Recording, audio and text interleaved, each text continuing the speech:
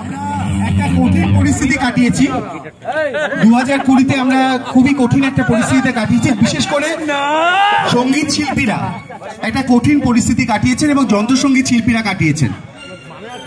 আমরা চেষ্টা করেছি তাদের কিছু কিছু ক্ষেত্রে তাদের পাশে থাকার জন্য, এবং আমি আজকে বলছি যে সত্যজিৎ বিশেষভাবে তাদের পাশে ছিল। সত্যজিতের জন্য একবার জোরদার করতালি। আমরা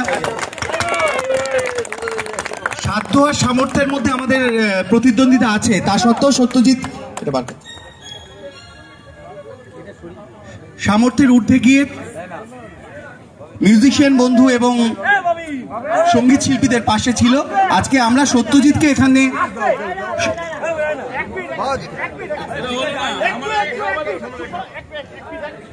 আমরা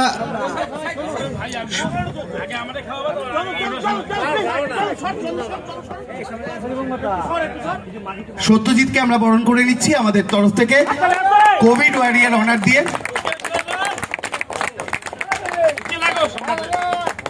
চলো প্রোগ্রাম।